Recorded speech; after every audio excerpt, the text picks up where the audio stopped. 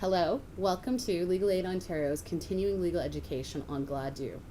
Gladue is an important case by the Supreme Court of Canada, and we see it play out a lot in our criminal courts in regards to bail hearings and sentencing. This training is designed for duty counsel, whether they're staff duty counsel or per diem duty counsel. It is also designed with the private bar criminal panel in mind, as it's important to recognize the case law and the principles within that case law when representing an Aboriginal client. I'm Christa Big Canoe. I'm Policy Counsel with Legal Aid Ontario, and beside me is Jessica Wolfe and Erin Metzler.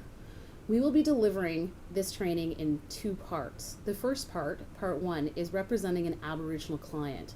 This will include an overview of some historic and legislative context of barriers to accessing justice and some particulars about representing Aboriginal clients, including communication styles and some of the overrepresentation issues they've experienced before the Canadian criminal justice system. Part two will include Gladue at practice, in which case you will have the opportunity to hear both Jessica and Erin talk to you about representing Aboriginal clients in bail hearings and in sentencing. By the time you're watching this video, it is hoped that you've had the opportunity to read the required reading materials. And if you haven't read them by the time you're watching part one, we strongly encourage you to read them before you watch part two. The materials and this video complement one another and will be more effective together. Additionally, if you read these materials and actually watch both parts of these videos, you will have met all of the requirements to be a member of the Gladue panel, which is a part of the criminal panel.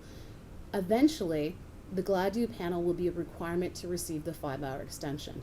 This training goes hand in hand with a number of other initiatives that Legal Aid Ontario has been taking on in the last couple of years to increase awareness on Aboriginal legal issues and to increase awareness and competency in the areas of criminal law and other law. At this time, I'd like to take the opportunity to have Jessica introduce herself. Ani, hello, my name is Jessica Wolfe. I'm a criminal duty counsel at the Old City Hall Courthouse here in Toronto. I'm also an Anishinaabe woman, one of you practicing criminal law. And also Erin Metzler. I'm Erin Metzler. I am a criminal duty counsel at the College Park Courthouse in Toronto, and I've also completed a secondment with LAO Law, the research facility, as part of the Aboriginal Justice Strategy. I worked as research lawyer. As part of the initiative, I updated materials and created some new ones for the use by members of the bar and duty counsel. We're looking forward to helping provide an opportunity to understand more about both Aboriginal clients and how Gladue principles apply.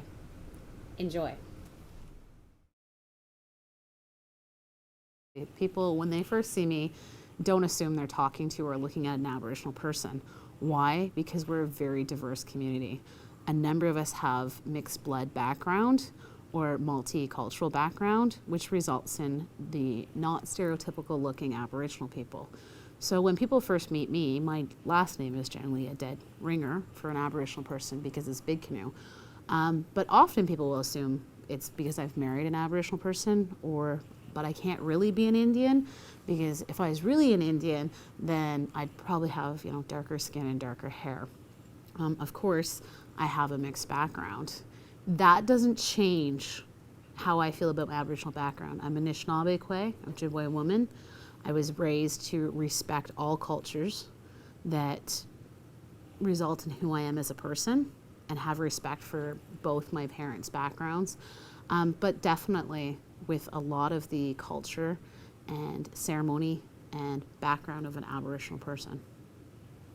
Right now, I'm at Legal Aid Ontario as research lawyer as part of the Aboriginal Justice Strategy, but my home position is at College Park Courthouse as criminal duty counsel. I'm a staff duty counsel there, and one of the things I do at College Park is appear in the Gladue court and all other courts where duty counsel assists people, and we have a high number of Aboriginal clients being in downtown Toronto.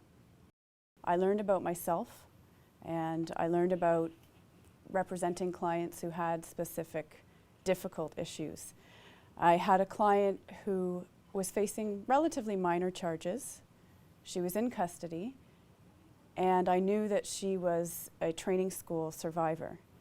And I had learned about her background. I actually had some written material on the things that happened to her when she was at the training school. She and I discussed this. We agreed I would make submissions during court and talk about what she went through. And what I learned was I wasn't prepared for my reaction in court, and I wasn't prepared for her reaction in court. As I was standing there making submissions in a courtroom where I'd appeared many times before, I looked over at my client just as I was getting close to probably breaking down and crying. I turned to her. She was in the prisoner's box, and she was hunched over, sobbing. I asked the judge for a moment. I went over and spoke with her to get instructions to see if she wanted me to proceed. I didn't think she would want me to, but she insisted that I continue, even though it was so difficult for her. Seeing that made me very upset, and I had to take a moment to gather myself and maintain composure. We got through it together, but what I learned was I wasn't prepared for how I would react in court talking about something so incredibly personal and difficult, and how she would react hearing somebody she'd met a day or two earlier talk about her life. So on the one hand, it was good. I was glad that I am human and would react in a way that makes sense to me, talking about something like that. But I was not prepared, and I realized that I couldn't let that happen again. I'd have to prepare myself and my client better next time. I'm Anishinaabe.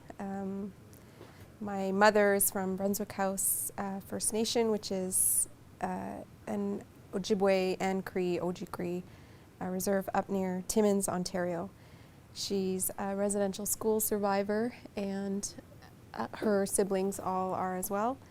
My father's non-native, and I have status by virtue of Bill C-31. I have children who, because of the legislation, do not have status, and I chose to practice in criminal law because I, growing up, obviously saw a system that worked in a way to oppress my community, and wanted to find out how that's possible and what I could do to assist my community in fixing that. So I currently work as a criminal duty counsel because it's a small way that I can assist my community in dealing with justice issues. My first really intense Gladue bail hearing involved an accused man. The allegations were domestic in nature and quite serious. He had 3 priors against the same complainant, but there were issues with the Crown's case. It was a 4-hour hearing, own bail, so 1 witness, and in his testimony or his evidence, the client used an eagle feather to bind his conscience. He had done a lot of programming and spoke a lot about his family's background and the steps he had taken in his life to try to make his own life better, to understand things. And it was a very emotional experience for myself, for the court workers and the people from the community who had come and sat in court to support him, and for the accused person who was extremely emotional through the entire thing and who visibly was trying in that moment to be truthful because of the fact that he, as a traditional man, was following this protocol involving the eagle feather of speaking the truth. And it was a hearing where the Crown had to be reprimanded several times because of the discriminatory things that she said and did during the hearing. And in the end, he was acquitted of the charges. He was on bail for a year with no breaches. This is a man with chronic alcohol addiction issues. But he came in, he checked in with me every couple of weeks to let me know what he was doing, the programs he had done, etc. And the day he was acquitted, that felt like a very big success. Gladue is an important case in Canadian law. Essentially, it's really important because it lays out an entire analysis of how Aboriginal people who are before the court are supposed to be considered, the circumstances that bring a person before the court. You know, a lot of people and a lot of academics touch on the fact that Gladue, and particularly the provisions within the criminal code under 718(2)E, were a watershed in the change in the way we sentence people. And now that provision applies to every offender before the court, not just Aboriginal, but it's with particular attention that we need to take into consideration factors and circumstances that brought those Aboriginal people before the court. Gladue is remedial, or is intended to be remedial in nature, because there's an acute awareness of the overrepresentation of Aboriginal people within the Canadian criminal justice system. Recently, in 2009, we had the federal corrections investigator report that 1 in 5 federally incarcerated people are Aboriginal, and 1 in 3 women incarcerated are Aboriginal. So statistics have not been improving since the provisions within the criminal code have been amended, or since Gladue itself. And I think that's largely due to the fact, and Gladue itself recognizes it, there's different worldviews on the substantive content of justice. And the way Aboriginal people communicate and the way that they perceive justice is different. So it's caused a lot of issues, including the overrepresentation issue, that I think in the course of this training we all touch on a bit. Gladue is important, quite simply, because it's the law in Canada. The following, and any case law following Gladue, particularly in this jurisdiction, has sort of helped people understand how they're supposed to apply those factors.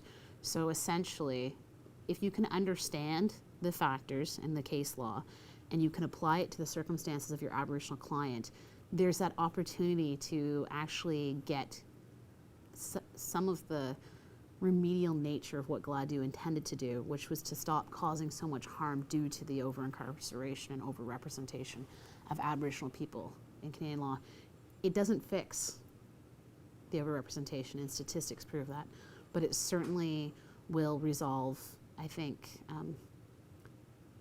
some concepts over time. I think people will start to see a change when a rehabilitative approach is taken, or an alternative to custody is taken, in terms of actually a system where we don't just produce better criminals. Quite clearly, we'll use terminology sort of intermittently, so you'll hear words like Indian, Native, Aboriginal.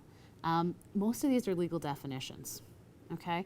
So when we use the word Aboriginal, this is one, a term of preference. People preferred being called Aboriginal in some circumstances at a point in time, as opposed to being referred to as Indian or Native.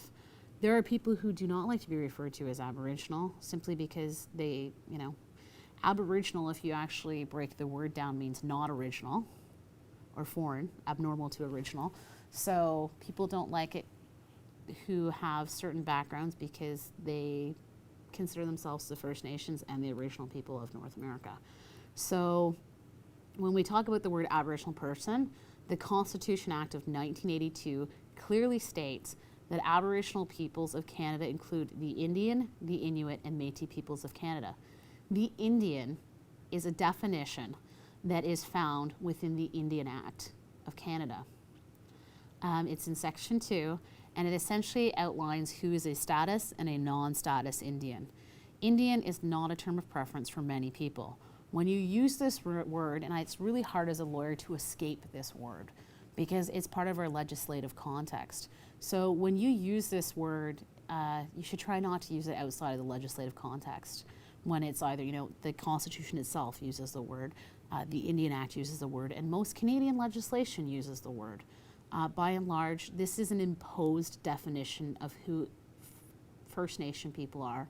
A more preferable term is First Nation, or to ask a person which nation they're from. So, for instance, I identify as the Anishinaabe, which is Ojibwe woman, and that is because that's the nation I belong to. There's a distinction between the nations. They have different languages, they have different political structures and different beliefs. There's some analogies between them or some linguistic similarities, but by and large, national identity is just like that. It's analogous to picking any two nations in the world that speak different languages with different cultures and recognizing them, for example, as German and Italian, okay? And I think that's difficult for a lot of people to get their head around. The Métis population, I think, often are mistaken too, because a lot of people assume that if you're mixed blood, so you, of European forebears and Aboriginal forebears, then you're automatically Métis. So, for example, I'm a status Indian of Canada by definition of the Indian Act, and I'm not a Métis person despite the fact that I'm mixed blood. It's a misconception because Métis have a distinct culture. Métis have a distinct culture because the community sort of arose out of the historic Northwest, and it was a coming together of European forebears with Indigenous or Aboriginal women. So very often, for example, English and French fur traders with Cree, Anishinaabe, Assiniboine, Dene. So there was a mixture. So you get the blood quantum, as it's referred to, of two distinct racialized groups.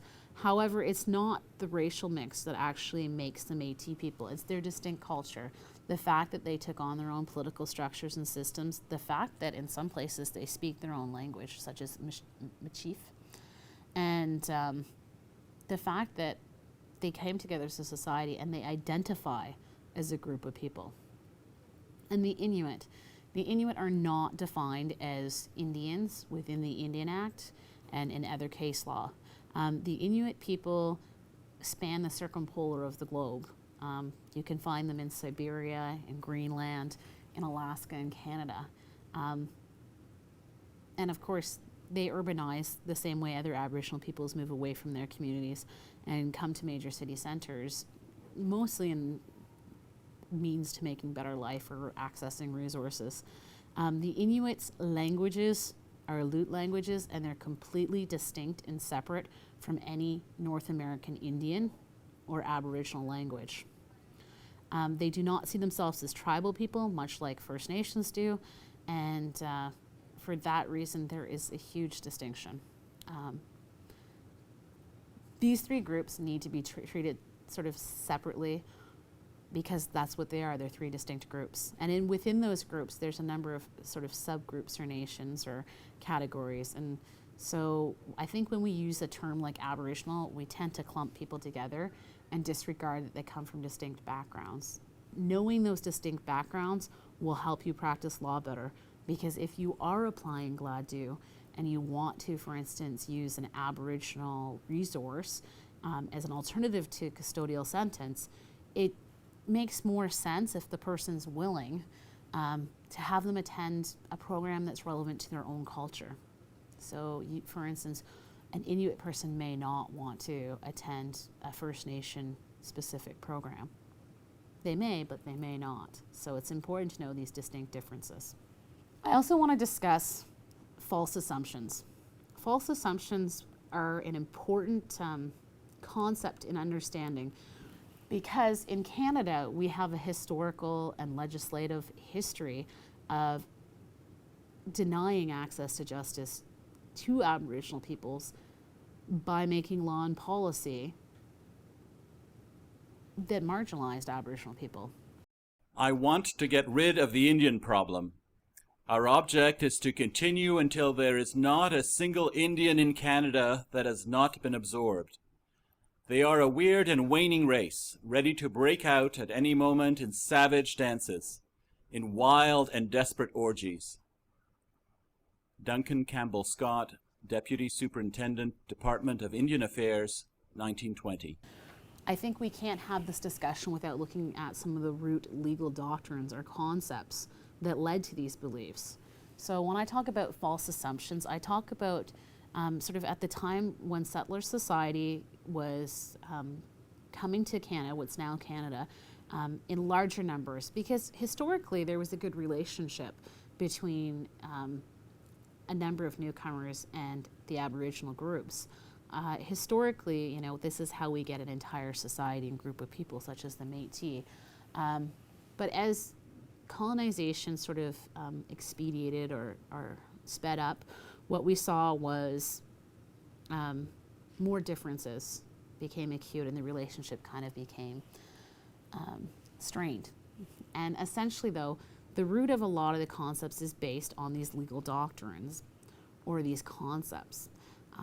So when settler society came here, they didn't actually think that people were here. This is in a context and time period in history when, for instance, racial theory could scientifically demonstrate that people of color had smaller brains. This, we know, is now debunked and not actually accurate science. So other concepts, including these legal doctrines we're about to talk about, which are terra nullius and vacuum docilium, are two of the false assumptions. So terra nullius literally means a land or earth that is null or void. Vacuum docilium is a term that literally means an empty, vacant, or unoccupied home or domicile. Okay, these are two Latin terms or legal terms, and the concept actually roots that the land belonged to no one. And this concept was used throughout the 19th century to support the doctrine of discovery. The doctrine of discovery was when the colonial powers of Europe, essentially, were going around the world, particularly the marine powers, and were asserting colonial control over lands and their inhabitants all around the world. The doctrine of discovery was essentially who could get there first and establish or assert sovereignty. And the important part of there is to recognize in Canadian law that we refer to assertion of sovereignty and not effective sovereignty necessarily in the Aboriginal case law. The English in particular believed that Indian land awaited their immediate settlement because it was vacant. The legal doctrine, terra nullius and vacuum docilium, have been discredited, but historic justices and laws found on these beliefs still impact Aboriginal Canadians. If we take these concepts, which seem kind of foreign to us now in the diverse society we live in the modern and diverse society we live in, but if we take these concepts and then situate and base our law on these concepts, we end up with a law that tries to affect or enforce assimilation. Assimilation is a very polite way and nice way of, in my thinking, asserting dominant culture over what's considered marginalized culture. Assimilation, or to make similar one cultures to be more homogenous to another, is, I think, a very polite way of putting what has happened to the Aboriginal population in Canada. When we look at historic overviews and discussions, which we're not going to be able to do today in great detail, but can definitely touch on in part, is laws, policy, and institutional systems that were put into place did more than attempt to homogenize Aboriginal culture to mainstream society. It caused a great amount of harm.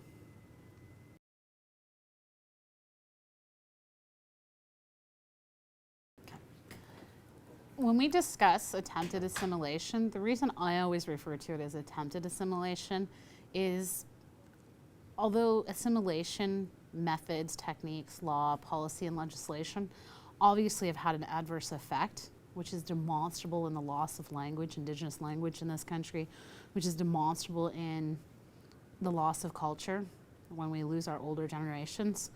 I still refer to it as attempted assimilation, because if it was successful assimilation, we wouldn't have Aboriginal communities and groups and cultures still live and vibrant in this country. And we do, and people really do take pride, and they really do appreciate the cultural norms that they know. There's a distinct cultural aspect in Aboriginal people's life. Even, the urban Aboriginal populations celebrate and their culture.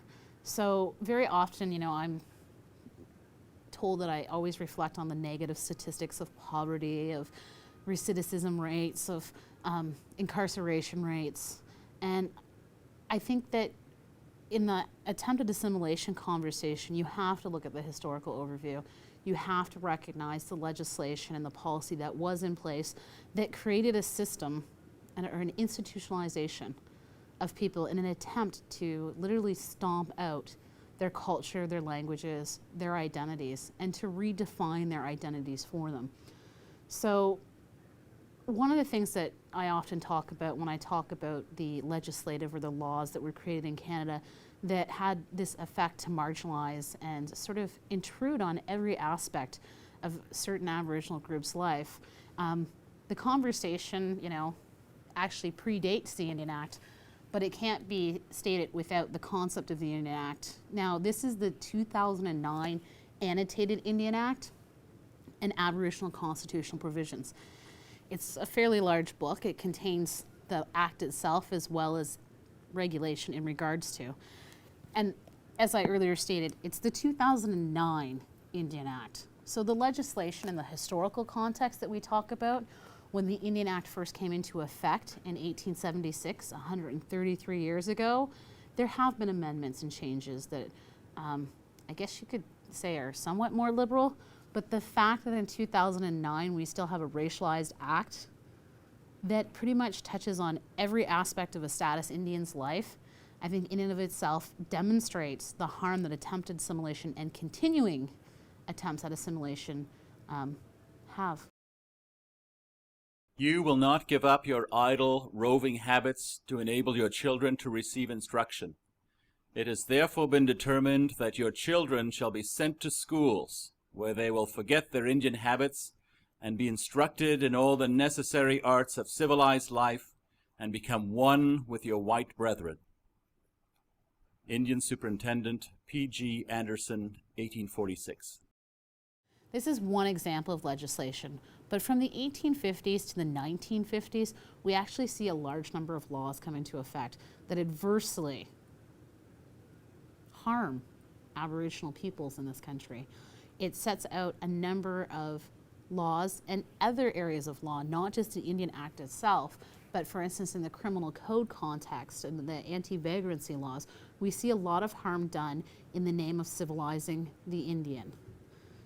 So in this time period, and I'm using 100 time period for this overview because it was in the 1950s that the Indian Act was amended to remove some of these, but in this time period with some fairly notorious superintendents or deputy superintendents of the Department of Indian Affairs, we see everyday life becoming more and more regulated by law and policy. We see everyday life and lifestyles as well as beliefs, including religious and spiritual beliefs, being limited by Canadian law. So in this 100-year time context, we see in Canadian history the banning of some of the traditions and ceremonies of our people, including the potlatch and any of the thirst dances, including the sun dance. We actually see punishment and enforcement for use of spiritual paraphernalia, that legislation that enables the RCMP to raid communities to collect such artifacts, which now very often end up in museums around the world, although repatriation is becoming more common. We see these spiritual objects, or paraphernalia as it's phrased in law, be taken away from people, and people actually receive punishment for practicing essentially their religious beliefs. We see a banning of all sorts of other cultural activities. In the context of the Indian Act in Ontario specifically around the 1880s and 90s, we see the First Nations, of which there are 133 in this province, 42 of them enforced into a voting process, a democratic voting process. And the irony is that many of the Indigenous processes actually ring closer to concepts of true democracy than an imposed democracy.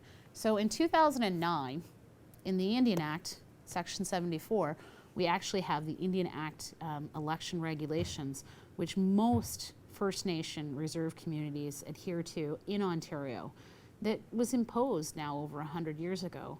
In the Act, we're told how many people we can vote for in terms of council, how many chiefs, one in current context, and the process that will be undertaken.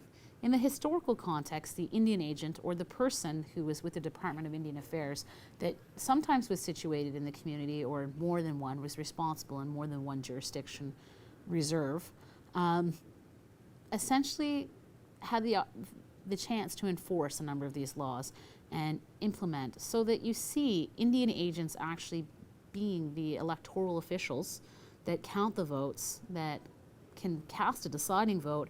And in the case of the Indian Act, they won't recognize the legitimate government. So, for example, if they're not happy and people just elected in the traditional government, even if they went through the proper process, but it was sort of all the same names and faces, it was not unheard of for the Indian agent and the department to actually call a new election. So you see an imposed system of governance, despite how people governed themselves. Despite the fact that for millennium, or in the most conservative estimate, if you believe in the Bering Strait theory, 20,000 years prior existence in this continent, had their own systems, because they had pre-existing systems of law and governance. So the assertion of sovereignty doesn't trump pre-existing laws. In fact, Canadian law clearly states that the pre-existing laws and governance and autonomy remains. So to contextualize that, the Indian Act laid out a number of regulations, and the policies surrounding these regulations caused harm too. The status card, which is often thought of now as your tax exemption card, is not a pretty history in Canada. It was a card that was issued so people could leave their reserve communities with the permission of the Indian agents. There were laws in Canada that prevented people from gathering in public unless they were familiar members of one family. There was laws that required, if you left the reserve, that you were not dressed in traditional regalia or outfitting, but in a civilized manner. The only and ironic exception to that was you could leave the reserve in your traditional regalia with the permission of your Indian agent, so long as it was for the purposes of entertaining or exhibiting. Essentially, if you want to go to the Calgary Stampede and dance for the non-Aboriginals, you likely would get permission, but otherwise, if you're going to leave the reserve community, you better be dressed appropriately. The Act laid out education provisions. It laid out provisions, punitive provisions for parents who would not let their children be picked up by education authorities.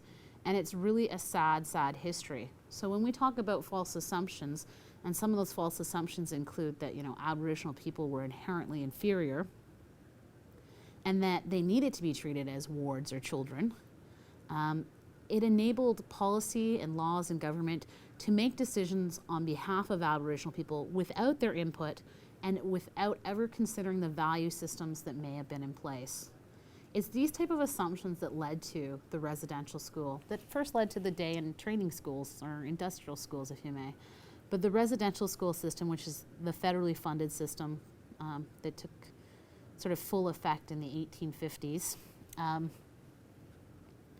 resulted in a huge amount of trauma to a people. And the trauma we discuss when we talk about residential schools is not in a historic context. It's live and present. It's live and present, and it has an intergenerational effect.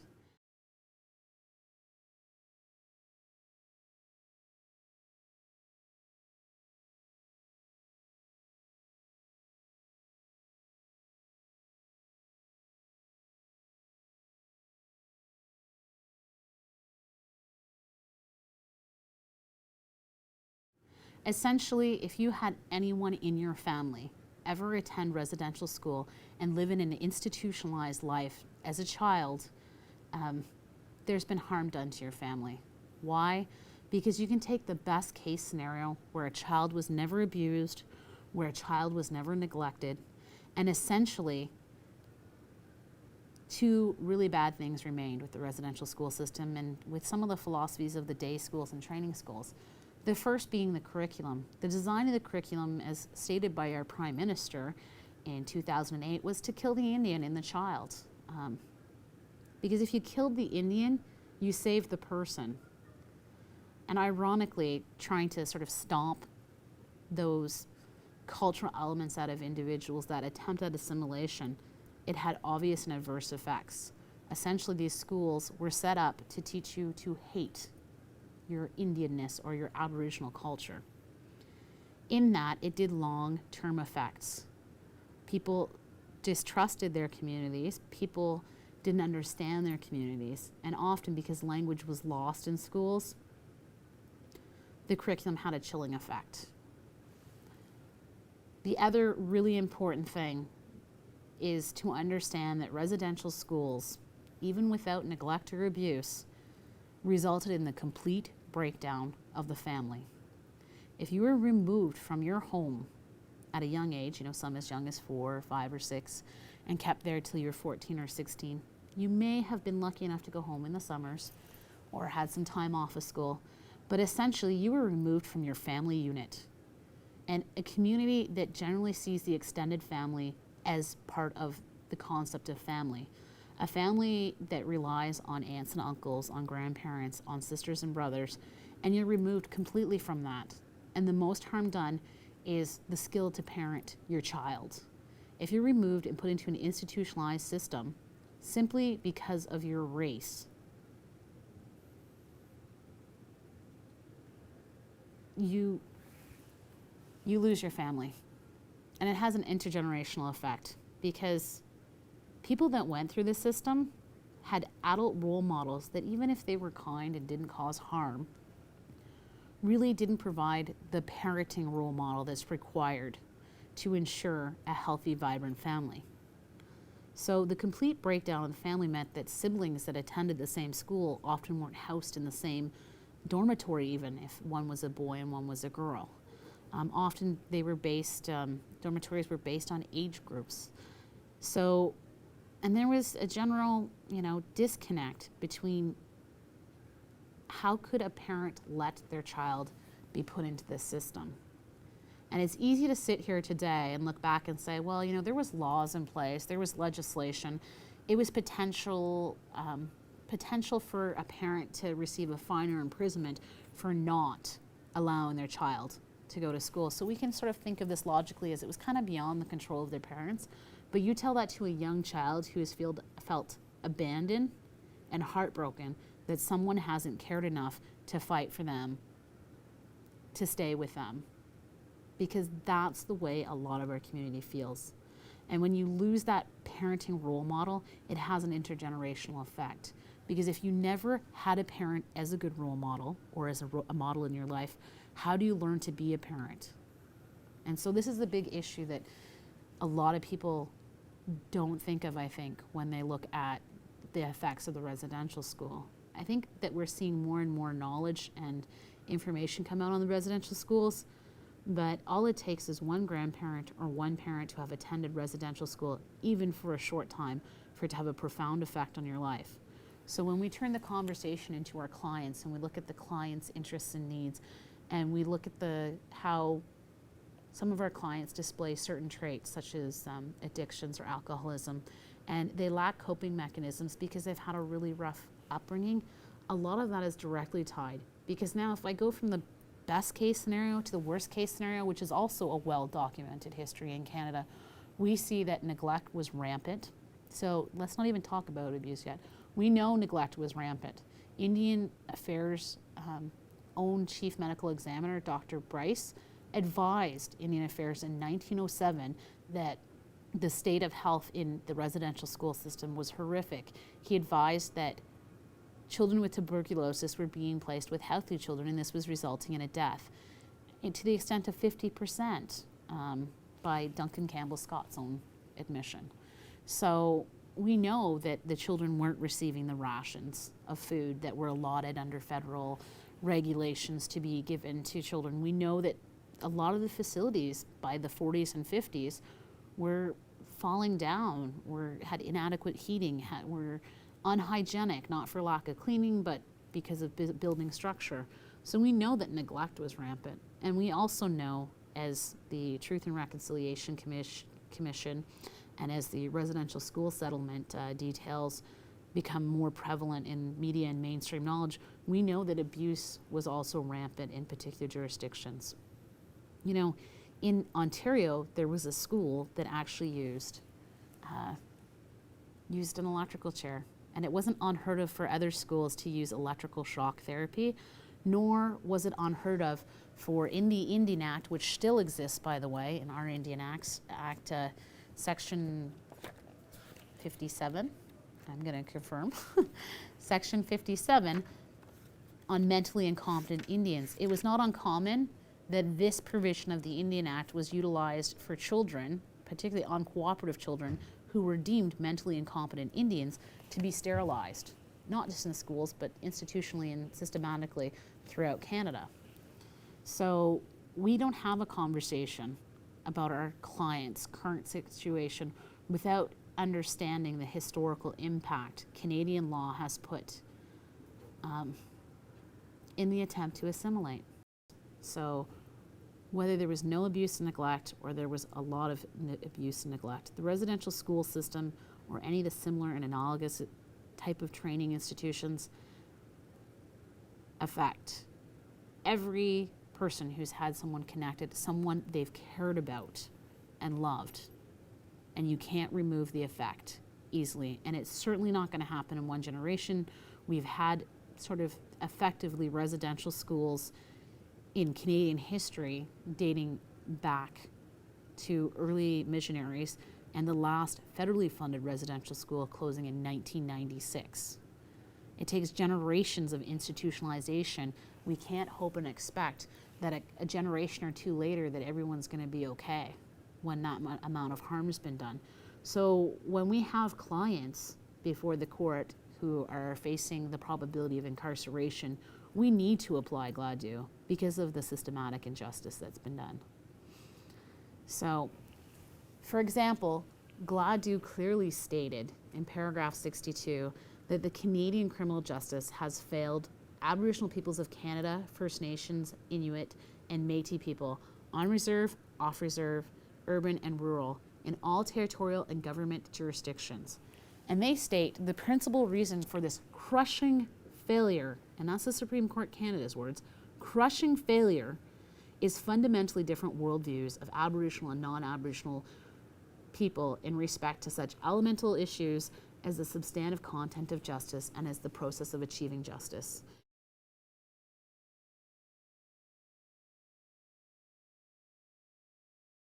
The difference between trying to restore the balance and harmony versus trying to right the wrong isn't worlds apart. It's the means or the manner and how you get there.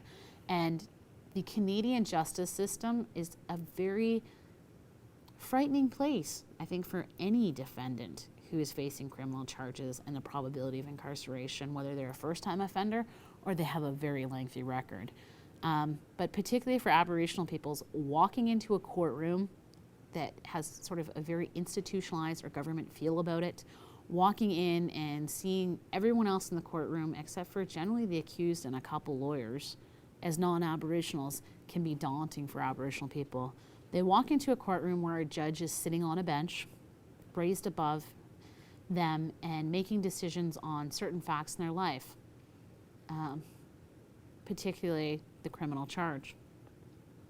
Very often, and you'll hear the other practitioners say this, you have Aboriginal people plead guilty at the first available circumstance or admit to the offense without actually understanding the culpability of the offense or the Crown's need to prove and demonstrate the culpability of an offense, specific offense as the charge was laid. A lot of this has to do with fear. It has to do with estrangement from the Canadian justice system. It has to do with a fatalistic outlook at the way the Canadian justice system and laws in this country have adversely affected our people. It's been through Canadian law that we've seen the most amount of oppression. It's been seen as through Canadian law how we've been institutionalized in various education forums.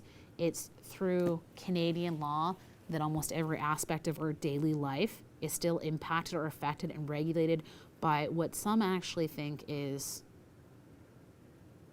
a non-jurisdictional authority that doesn't actually respect our culture and still fails to recognize that traditional governance and innovation and concepts of law and justice that are Indigenous might actually be effective tools in resolving some of the rehabilitative needs we have when dealing with criminal offenders.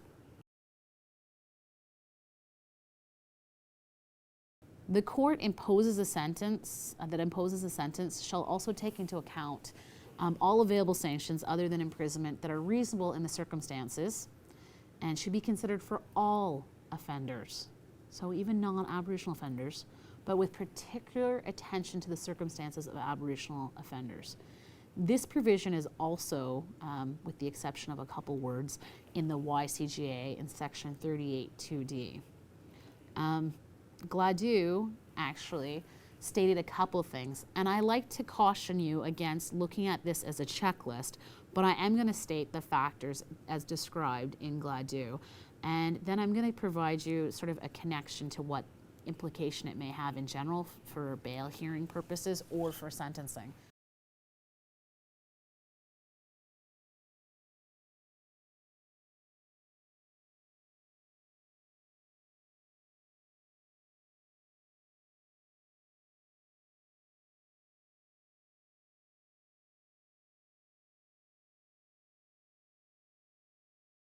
So I think we can't have this discussion without looking at some of the root legal doctrines or concepts that led to these beliefs.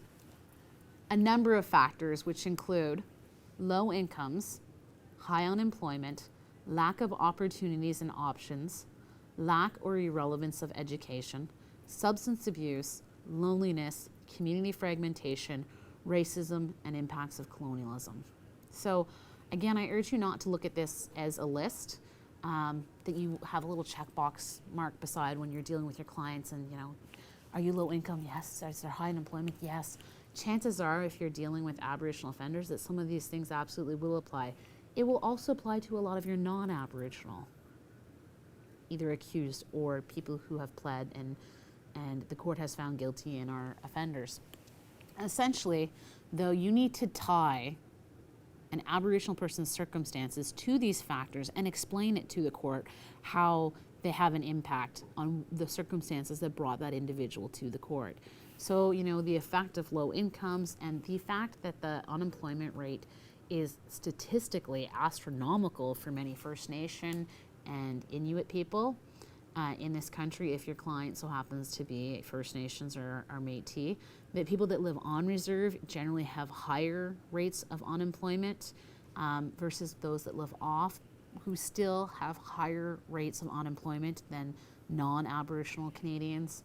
The lack of opportunities and options, both in an urban context, for example, in accessing customary or traditional concepts and cultural resources, or say in a community, like a reserve setting, the lack of opportunities and options in terms of specific training or job opportunities.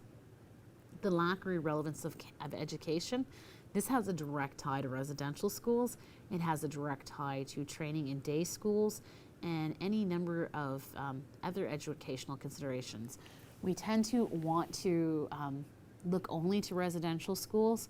One thing that a lot of Canadians don't know, that, for example, on-reserve children only receive half of the money that off-reserve children receive for the same education. So, for example, children on average who live on reserve would be allotted federal money about half of what a province pays for those non-Aboriginal or Aboriginal people living off reserve. So the lack or irrelevance, in this case the lack of education, may also be a factor. Many communities are trying to overcome this adversity and are doing a great job in designing their own curriculum, and that's worth mentioning too. Substance abuse, which is a problem within our community, particularly alcoholism more than other types of drugs. It has direct ties to sort of the colonial treatment Aboriginal people have gone through from the institutionalized perspective. Loneliness is an important factor as well, because there's an isolation to some remote communities, but there's also a loneliness to living in a society that defines who you are and lays out your identity for you. Community fragmentation is important and is explained in a number of ways. This is actually one of the best arguments defense counsel can make in regards to their Aboriginal client. Why? Because they can explain, for instance, an urban Aboriginal person who's not status lost their status because their mother married a non-Aboriginal man prior to 1985, or their grandmother, and although their mother received it back, they did not. So all of a sudden, in accordance with the Indian Act, they have no place to return to in their community, because possessions and lands are usufructuary only. There is no fee simple to the property, and the band doesn't have the right to give a non-Indian, non-status Indian space on the reserve. Okay, so that's one example of community fragmentation. Another example of community fragmentation is people who left the communities in institutionalized contexts, such as residential school, often went out and to mainstream culture. So that's a type of community fragmentation. Very often people who look like me and could pass as non-Aboriginal, it was beneficial to do so for a number of years in this country, and therefore they did. That's a level of community fragmentation. And because we're defined by the Indian Act, or we're defined by the Constitution or other legislation, there's a dichotomy between non-status and status. There's dichotomy between Métis and First Nation. And a lot of it has to do with the fact that we're defined not by ourselves, but through law. This is the type of fragmentation that might have a role on an individual that you're representing. And racism and impacts of colonialism, there's a great number of examples of this. You can find it in legislation, you can find it in historical text, you can talk to your client and see how they were treated in cells 10 minutes ago in urban settings, because very often we still experience terminology that would be unacceptable. We still see media perception that if it was any other race, it would be unacceptable, but it's commonly just misunderstood. So the racism and impacts of colonialism absolutely are a systematic factor the judge should take into consideration. What must be remembered is this is only one part of Gladue. The other part is taking those factors and those circumstances and explaining to the court either a release plan or an alternative to custodial sentencing. Using those same factors, you can work with your client to find and make a plan that will suit them and will address their need to heal or rehabilitate so that they can come back to their community a stronger person. And it's often going to take more than one time. Again, it's sort of in that same vein. It took generations and hundreds of years worth of legislation and policy to put people, Aboriginal people in the state they're in. It's generally, I think fair to say, it takes almost as long, sometimes double, to get out of that. So if 2 generations ago, someone in your family attended residential school, the impacts are still acutely felt. Find a way to help the individual as part of a release plan or as part of a sentence as an alternative to custodial custody.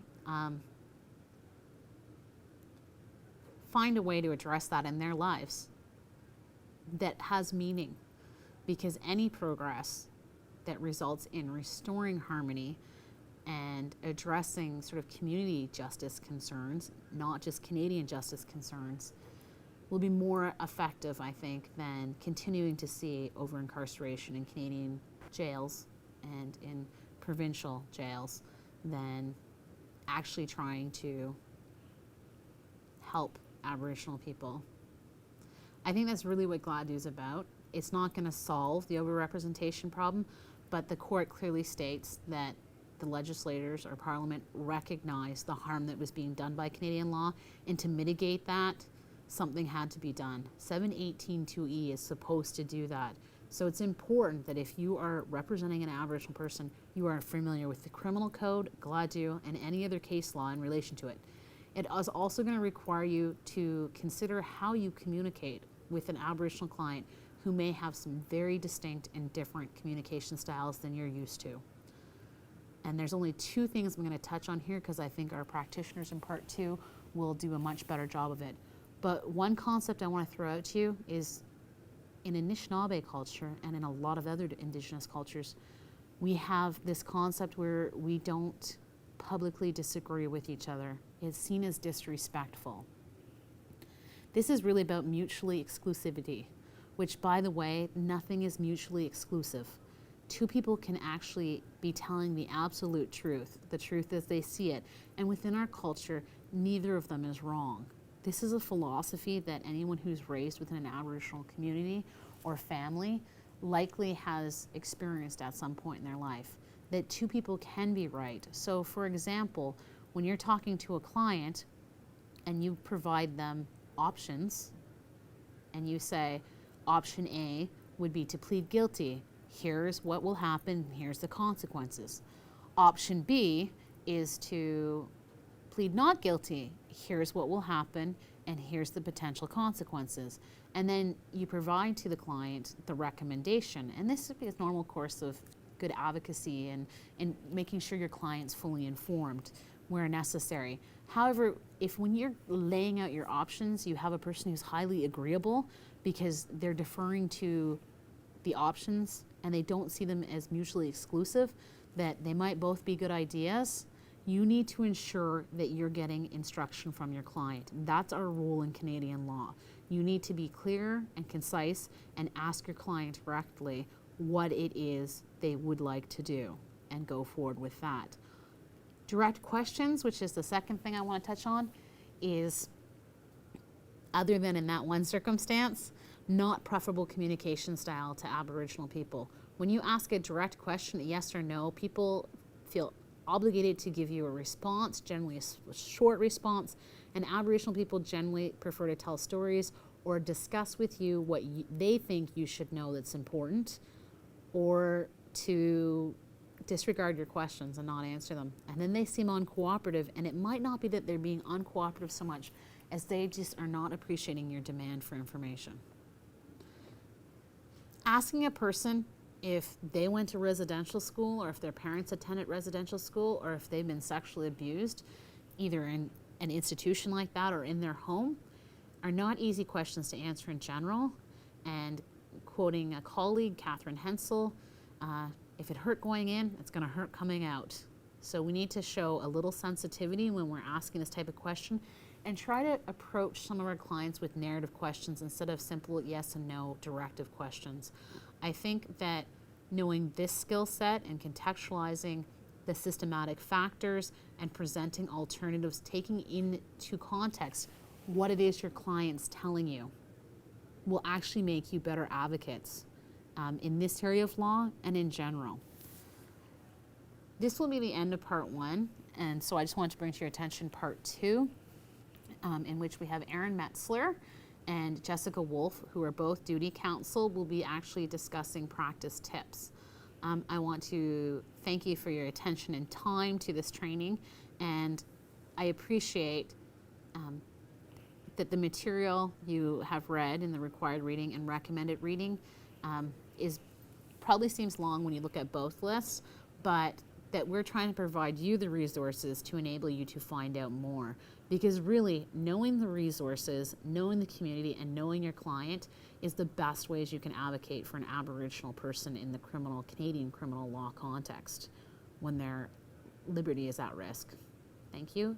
Miigwech.